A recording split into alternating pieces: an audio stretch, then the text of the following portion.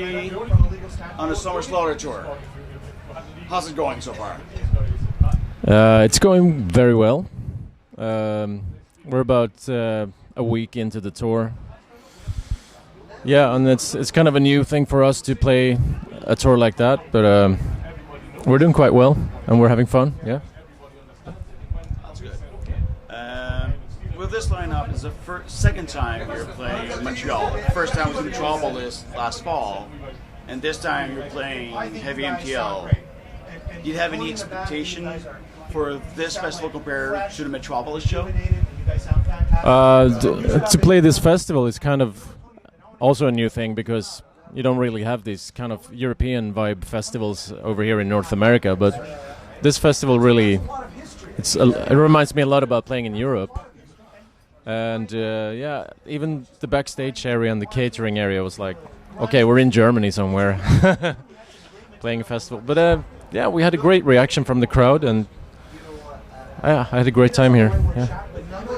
And yeah, like you said, we played the Metropolis last year, and I remember that being a great show too. As a matter of fact, we usually have killer shows in Montreal, and it's always fun to be here because you know it's going to be a good crowd, and we're going to get a good reaction to our show. So yeah, enjoy coming here. Well, every year, every time you played Montreal, like you said, it's been a killer show, killer crowd reaction. How different is it now that your singer is from Montreal? Well, that's a plus, I guess, for the people that are from Montreal. And when she like waves the flag of, yeah, Quebec, that was awesome. Yeah. That's a crowd pleaser, yeah, definitely. I think it's probably a bigger thing for her because she gets to, you know, maybe even bring her parents and friends to the show, and it makes a bigger difference for her. Yeah, it's awesome. It's great. The last time we saw you from this time, there's a different guitar player. Jeff Loomis is now on guitars with Michael Hammond. Was he the next logical step in the evolution of Arch Enemy? As a matter of fact, yes. As you know, it didn't work out with our previous guitar player, and as a matter of fact, back in the day when we started having some problems with Mike's brother, when he was in the band, we considered getting Jeff to try out with us. This is like years ago, but then it never happened then. So when we found ourselves in this situation with, okay, we need a guitar player, it was kind of a logical step for us to find Jeff and bring him. And just so happens that he was more than willing to try out with us and really into the idea of joining the band. So, and also like playing wise, he fits in perfectly, as well as behind the scenes. His personality is really cool as well. So right now everything is very good in the band, like very smooth. So no tryouts or nothing. Call him up. He's available. He comes in. Actually, he wanted a few weeks to prepare himself, which was surprising to me because he's such a good player that I thought he would be like, okay, I'll have a listen and see you guys tomorrow. But he wanted to take it seriously and really learn the song. So well, it fits great with what you are doing right now. Is he a permanent member from now on and moving on to the next album eventually, songwriting-wise, involved in it? Or is it just you and Michael and Alyssa? Or?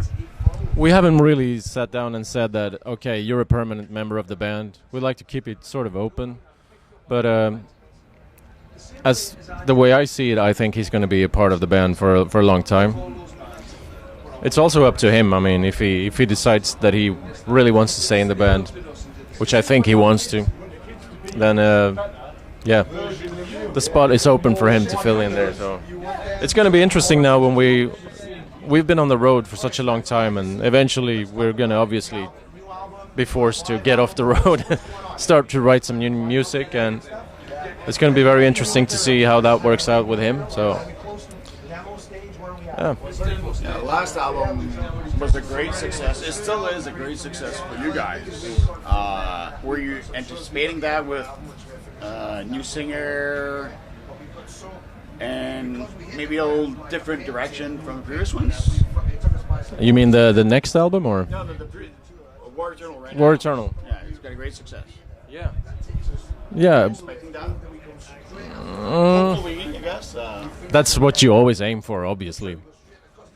And the situation we were in at that time when Angela left the band, and we were writing music basically, and we kind of became in a situation where we felt like the underdogs suddenly. Like, okay, we don't have Angela anymore. We have to really step up the game and write something killer here. And that was part of the reason why I think War Eternal became such a great album. So this time around, it's going to be a little bit different because we actually have a lineup, and yeah, I don't know. We have a few ideas that we're recording and doing demos of already, so it's way too early to say anything about that stuff. But yeah, I'm looking forward to it. Absolutely. First, we have to finish touring, though, so we really can start focusing on the music. After Summer Slaughter, do you have anything else planned touring-wise? Yeah, we have a couple shows in Europe. We're doing a festival in Turkey and the show in Frankfurt. And after that, we have the tour in Europe supporting Nightwish in November and December. And yeah, that takes us to the end of the year. And next year we have some ideas about what we're going to do, but it's not going to be as much as this year or the year before. So not as much touring, but a little bit more preparation or demoing on the next album? Absolutely, yeah. That's what we need. Over the years, Arc Enemy's music evolved with each album. Different players. How did your style of drumming evolve through those albums? Actually, we have a front of house engineer on this tour that's never worked with us before, but he remembers seeing us like 10 years ago, and he commented on my playing, and he said that I've started hitting harder, and that's like a thing I wouldn't even come up with myself, because it's hard to like analyze your own playing, but for his perspective, it's obviously more clear to him that something changed in that time. Maybe I play a bit harder live, but it's hard to explain, because I mean, back in those days when the first albums, when we started doing those, it was really spontaneous, and you didn't take the time to think about the song structure that much. Like, we wrote the song and we recorded it, and that was it. Nowadays we write a song and we kind of exchange ideas, and we try out different parts over, so it gets analyzed way more before recorded. And in the recording process, do you end up changing things as you record them and listen to them, or you work on the demo so much that it's basically set in stone and that's about it, and minor changes? We have respect when it comes to making demos, because you don't want to end up in a situation where the demo is like so outstanding that you can't even outdo it on the album. So we try to just record the rough idea, and then that idea sits in our iTunes, and we can listen to it for months, and then you come up with more stuff, eventually record it for the album. And even then, even when it's recorded, sometimes it might change. Somebody gets the idea that this part is not really necessary here, that's so it's still an open process until it's printed on the CD, basically. From now on, having two band members that might be full band members, talking about Jeff, do you see new possibilities that weren't there before, music-wise? Yeah, I think that obviously having a guy like Jeff Loomis in the band opens up new possibilities. Like the stuff that he can play. He can play a lot of difficult stuff, of course. That might be tricky though, because I don't think we should try to change too much of the Arch Enemy sound, because it's already there, and he can definitely add his touch. Yeah, that's remains to be seen or heard how that's going to work out. So, but he's a very versatile player. I think he can even, writes in a sort of more of a Arch Enemy vein. So yeah, you might be able to reel him into the Arch Enemy style of music. I hope so.